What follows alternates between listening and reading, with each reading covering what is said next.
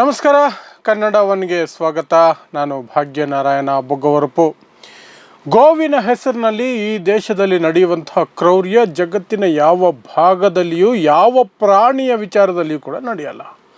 ಅದನ್ನು ಮುಂದಿಟ್ಕೊಂಡು ತಮ್ಮ ದ್ವೇಷವನ್ನು ಸಾಧಿಸೋದಕ್ಕೆ ಏನೆಲ್ಲ ರೀತಿಯಲ್ಲಿ ಬಡಿದು ಕೊಲ್ಲೋದು, ಹಿಂಸಿಸೋದು, ಅವಮಾನಿಸೋದು, ಹಲ್ಲೆ ಮಾಡೋದು, ಕೊಲೆ ಮಾಡೋದು ಏನೆಲ್ಲ ಮಾಡ್ತಾರೆ ಅಂದರೆ ಅಷ್ಟೂ ಕ್ರೂರ ಕೃತ್ಯಗಳನ್ನು ಈ ಗೂಂಡಾ ಪಡೆಗಳು ಗೋರಕ್ಷಣೆ ಹೆಸರಿನಲ್ಲಿ ಒಂದು ಕಡೆ ವ್ಯವಸ್ಥಿತವಾಗಿ ಒಂದು ಸಂಘಟನೆ ರೀತಿಯಲ್ಲಿ ಮಾಡ್ತಿದ್ರೆ, ಒಂದಷ್ಟು ದ್ವೇಷದಲ್ಲಿ ಮಿಂದೆದ್ದಿರುವಂತಹ ಒಂದಷ್ಟು ಜನ ಅವಕಾಶ ಸಿಕ್ಕಾಗೆಲ್ಲ ಅದನ್ನು ಬಳಸ್ಕೊಂಡು ಯಾರನ್ನು ಒಬ್ಬರನ್ನ ಬಡಿದು ಕೊಲ್ಲುವ ಅಥವಾ ಅವರಿಗೆ ಹಿಂಸಿಸುವ ಕೆಲಸ ಮಾಡ್ತಾರೆ. ಅಂತಹದ್ದೇ ಎರಡು ಘಟನೆಗಳು 2 ದಿನಗಳ ಅಂತರದಲ್ಲಿ ನಡೆದಿದೆ. ದೇಶದಲ್ಲಿ 2 ಘಟನೆಗಳು, ಒಂದು ಮಹಾರಾಷ್ಟ್ರ, ಇನ್ನೊಂದು ಹರಿಯಾಣ. ಈ 2 ರಾಜ್ಯಗಳಲ್ಲಿಯೂ ಸಹ ಚುನಾವಣೆಗಳು ಬರೋದಿದೆ. ಅಕ್ಟೋಬರ್ 5ನೇ ತಾರೀಕು ಹರಿಯಾಣದಲ್ಲಿ ಚುನಾವಣೆ ಇದೆ. ಮಹಾರಾಷ್ಟ್ರದಲ್ಲಿ ನವೆಂಬರ್ ತಿಂಗಳಿನಲ್ಲಿ ಚುನಾವಣೆ ಇರುತ್ತೆ. ಇನ್ನೂ ದಿನಾಂಕಗಳು ಘೋಷಣೆ ಆಗಿಲ್ಲ. ಯಾಕೆ ಚುನಾವಣೆ ದಿನಾಂಕಗಳ ಬಗ್ಗೆ ಮಾತಾಡ್ತಿದ್ದೀನಿ ಅನ್ನೋದನ್ನು ಸಹ ಮುಂದಕ್ಕೆ ನಾನು ಎಕ್ಸ್ಪ್ಲೇನ್ ಮಾಡ್ತೀನಿ. ಮೊದಲಿಗೆ ಈ ಕ್ರೂರ ಕೃತ್ಯವನ್ನು ಯಾರು ಹೇಗೆ ಮಾಡಿದರು ಮತ್ತು ಹೇಗೆ ಜನರನ್ನು ಹಿಂಸಿಸಿ ಕೊಂದರು ಅನ್ನೋದ್ರ ಬಗ್ಗೆ ಒಂದಷ್ಟು ಮಾಹಿತಿಯನ್ನು ಕೊಡ್ತೀನಿ. ಮೊದಲನೇ ಘಟನೆ ಹರಿಯಾಣದಿಂದ ಬರ್ತಿದೆ. ಹರಿಯಾಣದಲ್ಲಿ ಒಬ್ಬ ಮುಸ್ಲಿಂ ಕಾರ್ಮಿಕನನ್ನು ಹೊಡೆದು ಕೊಂದು ಹಾಕಿದ್ದಾರೆ. ಇಬ್ಬರನ್ನು ಹೊಡೆದಿದ್ದಾರೆ. ಆ್ಯಕ್ಚುಲಿ ಒಬ್ಬನ ಪರಿಸ್ಥಿತಿ ತುಂಬ ಗಂಭೀರವಾಗಿದೆ. ಆತ ಆಸ್ಪತ್ರೆಯ ICU ವಾರ್ಡ್ನಲ್ಲಿ ನರಳುತ್ತಾ ಇದ್ದಾನೆ. ಇನ್ನೊಬ್ಬ ಜೀವ ಕಳ್ಕೊಂಡಿದ್ದಾನೆ. ಹರಿಯಾಣದಲ್ಲಿ ಬಿಹಾರದಿಂದ ಬಂದಿದ್ದಂತಹ ಕೂಲಿ ಮಾಡೋಕ್ಕೆ ಬಂದಿದ್ದಾರೆ. ಅವನು ಕೂಲಿ ಮಾಡೋಕ್ಕೆ ಬಂದಿದ್ದಂತಹ ವ್ಯಕ್ತಿ ಗೋಮಾಂಸ ತಿಂದಿದ್ದಾರೆ ಅಂತ ಹೇಳಿ ಇಬ್ಬರನ್ನು ಜನ ಮೀನ್ಸ್ ದನದಂತಹ ಜನ ಅವಕಾಶಕ್ಕಾಗಿ ಕಾದು ಕುಳಿತಿರುವಂತೆ ಕಾಯ್ತಾ ಇರ್ತಾರಲ್ಲ, ಸಂಘಟನೆ ಕಟ್ಕೊಂಡು, ಗೋರಕ್ಷಣೆ ಹೆಸರಿನಲ್ಲಿ ಸಂಘಟನೆ ಕಟ್ಕೊಂಡು. ಮೋದಿನೇ ಹೇಳಿದ್ದಾರೆ 2016ರಲ್ಲಿ ರಾತ್ರಿ ಎಲ್ಲ ಮಾಡಬಾರ್ದು, ಹಲ್ಕ ಕೆಲಸ ಮಾಡಿ ಹಗಲೊತ್ತಲ್ಲಿ ಗೋರಕ್ಷಣೆ ವೇಷ ಧರಿಸ್ಕೊಂಡು ಬರ್ತಾರೆ ಅಂತ. ಅಂತಹದೇ ಪುಡಿ ರೌಡಿಗಳ ಗುಂಪು ಇಬ್ಬರು ಮುಸ್ಲಿಮರನ್ನು ಹೊಡೆದಾಕತ್ತೆ. ಸೊ ಇಬ್ಬರಲ್ಲಿ ಒಬ್ಬ ಪ್ರಾಣವನ್ನು ಬಿಡ್ತಾನೆ. ಸಬೀರ್ ಮಲ್ಲಿಕ್ ಅನ್ನುವಂತಹ ವ್ಯಕ್ತಿ, ಬಿಹಾರದಿಂದ ಅನ್ನ ಅರಸಿ ಬಂದಂತಹ ವ್ಯಕ್ತಿ. ಇನ್ನೊಬ್ಬನಿಗೆ ಗಂಭೀರವಾಗಿ ಗಾಯಗಳಾಗಿದೆ. ಅವನು ಆಸ್ಪತ್ರೆಯಲ್ಲಿ ನರಳುತ್ತಾ ಇದ್ದಾನೆ. ಇದು ಹರಿಯಾಣದಲ್ಲಿ ನಡೆದಿರುವಂತಹ ವಿಚಾರ. ಮುಂದಕ್ಕೆ BJP ನಾಯಕರು ಯಾವ ರೀತಿ ಪ್ರತಿಕ್ರಿಯೆ ಕೊಟ್ಟಿದ್ದಾರೆ ಅನ್ನೋದ್ರ ಬಗ್ಗೆ ಹೇಳ್ತೀನಿ. ಜೊತೆಗೆ ಚುನಾವಣೆಗಳ ಬಗ್ಗೆ ಹೇಳಿದ್ನಲ್ಲ ಯಾಕೆ ಅಂತ ಕೂಡ ಹೇಳ್ತೀನಿ. ಇನ್ನೊಂದು ಘಟನೆ ಸಾಕಷ್ಟು ವೈರಲ್ ಆಗಿರುವಂತಹ ಮಹಾರಾಷ್ಟ್ರದ ಥಾನೆಯಲ್ಲಿ ನಡೆದಿರುವಂತಹ ಘಟನೆ. ವಯೋವೃದ್ಧ ಮುಸ್ಲಿಂ ವ್ಯಕ್ತಿ ತನ್ನ ಬಳಿ ಒಂದಷ್ಟು ಮಾಂಸವನ್ನು ಇಟ್ಕೊಂಡು ಟ್ರೈನಲ್ಲಿ ಪ್ರಯಾಣ ಮಾಡ್ತಾಯಿದ್ರು.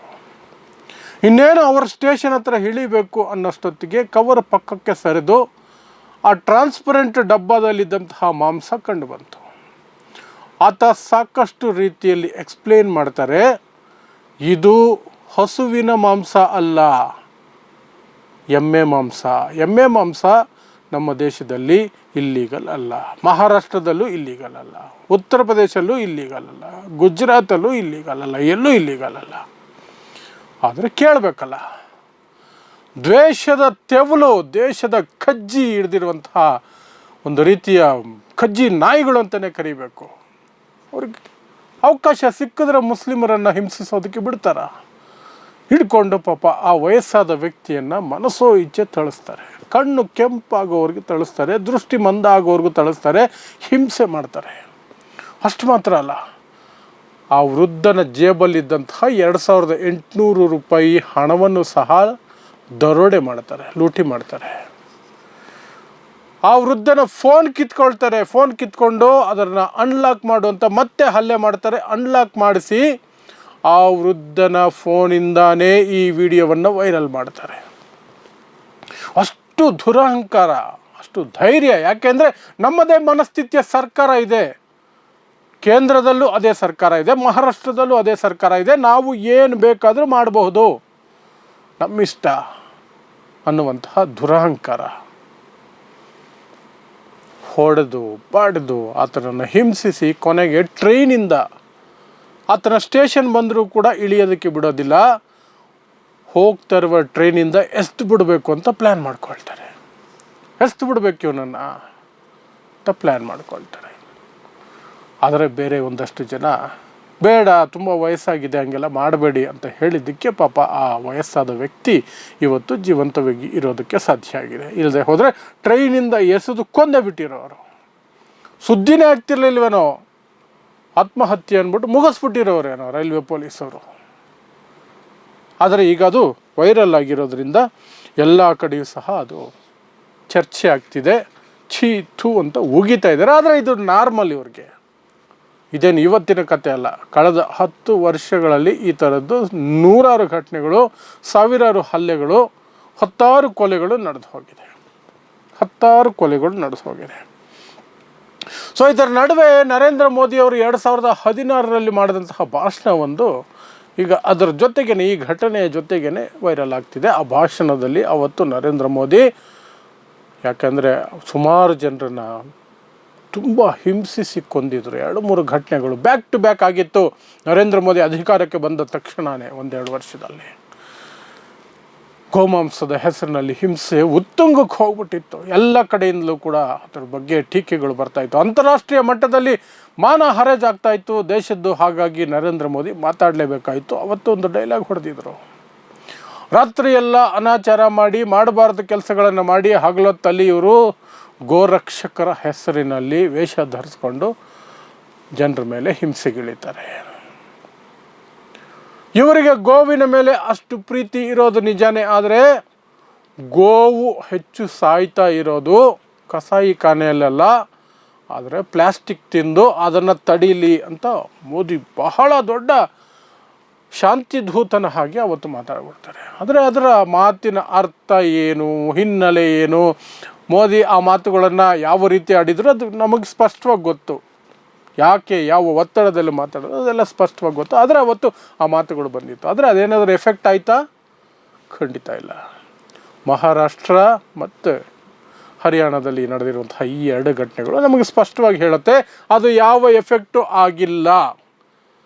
ಆಗಬೇಕು ಅನ್ನುವಂತಹ ಉದ್ದೇಶವೂ ಸಹ ಮೋದಿಯವರಿಗಿರಲಿಲ್ಲ.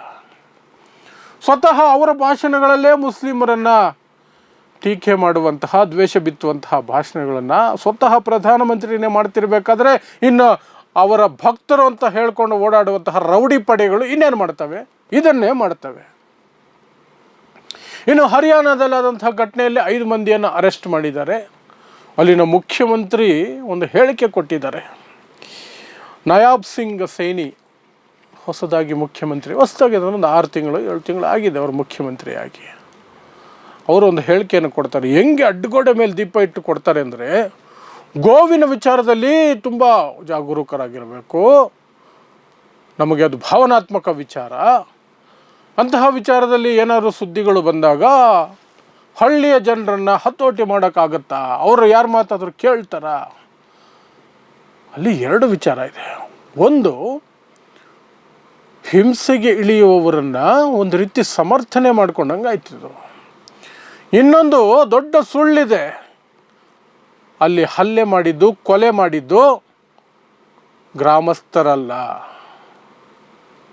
ಗೋರಕ್ಷಣೆ ಹೆಸರಿನಲ್ಲಿ ಪಡೆ ಕಟ್ಕೊಂಡಿರೋ ಗೂಂಡಾಗಳು, ನರಹಂತಕರು, ಭಯೋತ್ಪಾದಕರು ಅವರು ಮಾಡಿದ್ದು. ವಿಡಿಯೋದಲ್ಲಿ ಸ್ಪಷ್ಟವಾಗಿ ಕಾಣ್ತಾ ಇದೆ. ಹಳ್ಳಿ ಜನ ಹೇಳ್ತಿದ್ದಾರೆ, ಸಾಕು, ಸತ್ತು ಹೋಗ್ಬಿಡ್ತಾರೆ, ಹೊಡಿಬೇಡಿ, ಹಳ್ಳಿ ಜನ ಹೇಳ್ತಿದ್ದಾರೆ. ಆದರೆ ಇಲ್ಲಿ ಹರಿಯಾಣದ ಮುಖ್ಯಮಂತ್ರಿ ಸೈನಿ ಹೇಳ್ತಾರೆ, ಹಳ್ಳಿ ಜನ ನಾವು ಕಂಟ್ರೋಲ್ ಮಾಡೋಕ್ಕಾಗತ್ತಾ? ಅವ್ರ ಭಾವನೆಗಳಿಗೆ ಧಕ್ಕೆ ಆದರೆ ಅವರನ್ನು ತುಂಬ ಕಷ್ಟ ಆಗುತ್ತೆ. ಆದರೂ ಇಂಥ ಘಟನೆ ನಡೆಯಬಾರ್ದಿತ್ತು ಅಂತ ಸುಮ್ಮನೆ ಒಂದು ಚಿಮ್ಕಿಸಿದ್ದಾರೆ ಮೇಲ್ಮೇಲೆ ತುಂತುರು ಸಮಾಧಾನಕ್ಕೆ. ಇದು ಇವ್ರ ಕಥೆ. ಇನ್ನು ನಾನು ಹೇಳಿದೆ, ಚುನಾವಣೆಗಳು ಬರ್ತಾ ಇದೆ ಅದರ ಹಿನ್ನೆಲೆ ಅಂತ. ಹರಿಯಾಣ ಆಗಿರಬಹುದು, ಈ ಕಡೆ ಮಹಾರಾಷ್ಟ್ರ ಆಗಿರ್ಬೋದು, ಜಮ್ಮು ಕಾಶ್ಮೀರ ಆಗಿರಬಹುದು, ಅಥವಾ ಜಾರ್ಖಂಡ್ ಆಗಿರಬಹುದು, ಈ 4 ರಾಜ್ಯಗಳಲ್ಲಿ ಚುನಾವಣೆಗಳು ನವೆಂಬರ್ ಹೊತ್ತಿಗೆ ಮುಗಿದು ಫಲಿತಾಂಶಗಳು ಬರ್ತವೆ. 4 ರಾಜ್ಯಗಳಲ್ಲಿ BJP ನೆಲಸಮ ಆಗತ್ತೆ ಅಂತ BJPಯ ಸರ್ವೆಗಳು ಹೇಳ್ತಾ ಇದೆ. ಹಾಗಾಗಿ ಉಗ್ರ ಹಿಂದುತ್ವದ ಕಡೆ ಹೋಗ್ತಿದ್ದಾರೆ BJP ನಾಯಕರು. ಉಗ್ರ ಹಿಂದುತ್ವದ ಕಡೆ. ಮಹಾರಾಷ್ಟ್ರದಲ್ಲಿ ಒಬ್ಬ BJP ಶಾಸಕ ಹೇಳ್ತಾನೆ, ಇವತ್ತು ಮಸೀದಿಗೆ ನುಗ್ಗಿ ಮುಸ್ಲಿಮರನ್ನ ಹೊಡಿತೀವಿ. ರೆಕಾರ್ಡಿಂಗ್ ಅಲ್ಲಿ ಹೇಳಿರುವಂತಹದ್ದು, ಸಭೆಯಲ್ಲಿ ಹೇಳಿರುವಂತಹದ್ದು, ಸಾರ್ವಜನಿಕ ಸಭೆಯಲ್ಲಿ ಹೇಳಿರುವಂತಹ ಮಾತು. ಇನ್ನೊಂದು ಕಡೆ ಅಸ್ಸಾಂ ಮುಖ್ಯಮಂತ್ರಿ ಮುಸ್ಲಿಂ ದ್ವೇಷದಲ್ಲಿ ಆ ವ್ಯಕ್ತಿಗಂತೂ ಮೈ ತುಂಬ ನಂಜೆದ್ದು ಬಿಟ್ಟಿದೆ. ದಿನ ಬೆಳಗಾದರೆ ಮುಸ್ಲಿಮರನ್ನು ನಾನು ಏನು ಮಾಡಬೇಕು ಅಂತ ನನಗೆ ಗೊತ್ತು, ನಾನು ಮಾಡ್ತೀನಿ. ಹಿಂದೂಗಳನ್ನು ಮುಸ್ಲಿಮರು ನೆಮ್ಮದಿಯಾಗಿರೋಕ್ಕೆ ಬಿಡ್ತಿಲ್ಲ, ನಾನು ಅವ್ರನ್ನ ನೆಮ್ಮದಿಯಾಗಿರೋಕ್ಕೆ ಬಿಡಲ್ಲ. ಹಿಂಗೆ ಓಪನ್ ಆಗಿ ಹೇಳ್ತಾ ಇರೋದು. ಸಂವಿಧಾನಾತ್ಮಕವಾಗಿ ಈ ಜಾತ್ಯತೀತ ದೇಶದ ಸಂವಿಧಾನದ ಮೇಲೆ ಪ್ರಮಾಣ ಮಾಡಿ ಎಲ್ಲರನ್ನೂ ಸಮಾನವಾಗಿ ನೋಡ್ಕೊಳ್ತೀನಿ ಅಂತ ಪ್ರಮಾಣ ಮಾಡಿ ಮುಖ್ಯಮಂತ್ರಿ ಸ್ಥಾನದಲ್ಲಿರುವಂತಹ ಹಿಮಂತ ಬಿಸ್ವ ಶರ್ಮಾ ಇಂಥ ಮಾತುಗಳನ್ನು ಆಡ್ತಿರೋದು. ಯಾಕೆ ಈ ದಿಢೀರಂತ ಈ ಬದಲಾವಣೆ, ಅಥವಾ ಸ್ವಲ್ಪ ಡೌನ್ ಆಗಿತ್ತು ಇಂತಹ ಡೈಲಾಗುಗಳು, ಈಗ ದಿಢೀರಂತ ಆಯಿತು. ಲೋಕಸಭಾ ಚುನಾವಣೆಯಲ್ಲಿ ಒಂದಷ್ಟು ಆದರೂ 1% ಆದರೂ ಮುಸ್ಲಿಮರ ಓಟು ಬರಲಿ ಅಂತ ಅದನ್ನೆಲ್ಲ ಸ್ವಲ್ಪ ಸೈಡ್ಗಿಟ್ಟಿದ್ರು. ಕೆಲವರು ಮಾತ್ರ, ಇನ್ಕ್ಲೂಡಿಂಗ್ ಪ್ರೈಮ್ ಮಿನಿಸ್ಟರ್, ಮುಸ್ಲಿಮರ ವಿರುದ್ಧ ಮಾತಾಡ್ತಿದ್ರು. ಅದು ಕೂಡ ಜಾಗರೂಕತೆಯಿಂದ ಮಾತಾಡ್ತಿದ್ರು. ಆದರೆ ಈಗ ಕಂಪ್ಲೀಟಾಗಿ ಬಿಟ್ಬಿಟ್ಟಿದ್ದಾರೆ ಬೀದಿಗೆ, ಏನು ಬೇಕಾದ್ರೂ ಮಾತಾಡಿ. ಯಾಕೆಂದರೆ ಆ ಸ್ವಲ್ಪ ನರಮಾದ್ರಲ್ಲ ಲೋಕಸಭಾ ಚುನಾವಣೆ ಸಂದರ್ಭದಲ್ಲಿ, ಆಗ ಅದು ಫಲ ಕೊಡಲಿಲ್ಲ. ಲೋಕಸಭಾ ಚುನಾವಣೆಯಲ್ಲಿ ಜನ 240ಕ್ಕೆ ತಂದು ನಿಲ್ಲಿಸಿದ್ರು ನರೇಂದ್ರ ಮೋದಿನ. ಆ ಸಿಟ್ಟಿದೆ, ಮತ್ತು ಅದು ಸೋತೋಯ್ತು ಆ ಸ್ಟ್ರಾಟಜಿ. ನಮ್ಮದೇನಿದ್ರು ಉಗ್ರ ಹಿಂದುತ್ವದ ಸ್ಟ್ರಾಟಜಿ. ಅದಕ್ಕೆ ಯೋಗಿ ಆದಿತ್ಯನಾಥ್ ಅಂತವರು ಸಹ ಮೊನ್ನೆ ಹೇಳಿಕೆ ಕೊಟ್ಟಿದ್ದಂಥದ್ದು. ಯೋಗಿ ಆದಿತ್ಯನಾಥ್ ಹೇಳಿಕೆ ಕೊಟ್ಟರು, ಮುಸ್ಲಿಮರ ವಿರುದ್ಧವಾಗಿ ಏನೆಲ್ಲ ಮಾತಾಡ್ಬೋದು ಎಲ್ಲ ಮಾತಾಡಿದರು. ನಮ್ಮಲ್ಲಿ ಒಗ್ಗಟ್ಟಿಲ್ಲ ಅಂದರೆ ತುಂಡಾಗಿ ಹೋಗ್ತೀವಿ ಅಂತ ಹೇಳಿಕೆ ಕೊಟ್ಟರು ಉತ್ತರ ಪ್ರದೇಶದ ಮುಖ್ಯಮಂತ್ರಿ ಆದಿತ್ಯನಾಥ್. ನಮ್ಮಲ್ಲಿ ಒಗ್ಗಟ್ಟು ಅಂದರೆ ಹಿಂದೂ ಮುಸ್ಲಿಂ ಒಗ್ಗಟ್ಟಲ್ಲ, ಹಿಂದೂಗಳಲ್ಲಿ ಒಗ್ಗಟ್ಟು. ಬಾಂಗ್ಲಾದೇಶದ ಪರಿಸ್ಥಿತಿ ನಮಗೆ ಬಂದುಬಿಡುತ್ತೆ ಅಂದರೆ ಸರ್ಕಾರದ ವಿರುದ್ಧ ಜನ ದಂಗೆ ಹೇಳ್ತಾರೆ ಅಂತಲ್ಲ, ಅಲ್ಲಿ ಹಿಂದೂಗಳ ಮೇಲೆ ಹಲ್ಲೆ ಆಗ್ತಿದೆ ಅಂತ ಇವರ ಅಭಿಪ್ರಾಯ ಇದೆಯಲ್ಲ, ಅದೇ ರೀತಿ ಇಲ್ಲಿ ಹಿಂದೂಗಳ ಮೇಲೆ ಆಗುತ್ತೆ ಅನ್ನೋ ರೀತಿಯಲ್ಲಿ ಮಾತಾಡಿದ್ರು. ಸೊ ಇವರು ಉಗ್ರ ಹಿಂದುತ್ವಕ್ಕೆ ತೀರ್ಕೊಂಡಿರೋದೇ ಚುನಾವಣೆ ಕಾರಣಕ್ಕೆ. ಈಗ ಅದೇ ಚುನಾವಣೆಗಳು ಹೊಸ್ತಿಲಲ್ಲಿರಬೇಕಾದ್ರೆ ಹಿಂದೂ ಮತಗಳನ್ನು ಕ್ರೋಢೀಕರಿಸ್ಕೊಳ್ಳೋದಕ್ಕೆ ಇವರು ಯಾವ ಮಟ್ಟಕ್ಕೆ ಬೇಕಾದರೂ ಹೋಗ್ತಾರೆ ಅನ್ನೋದಕ್ಕೆ ಇದೆಲ್ಲ ಸೂಚನೆಗಳು. ಮತ್ತು ನಾಯಕರು ಆ ಮಟ್ಟಕ್ಕೆ ಹೋಗ್ತಿದ್ದಾರೆ ಅಂದರೆ ಅವರ ಚಮಚಗಳು, ಗೂಂಡಾಗಳು, ಗೋವಿನ ಹೆಸರಿನಲ್ಲಿ ಭಯೋತ್ಪಾದನೆ ಮಾಡುವ ಭಯೋತ್ಪಾದಕರು ಹಲ್ಲೆ ಮಾಡೋದು, ಕೊಲೆ ಮಾಡೋದು ಖಂಡಿತ ನಡೆಯುತ್ತೆ. ಅದೇ ನಡೀತಾ ಇದೆ. ನೋಡ್ತಾ ಇರಿ ಸಮಾಜಕ್ಕಾಗಿ ಕನ್ನಡ 1 ನ್ಯೂಸ್. ನಮಸ್ಕಾರ.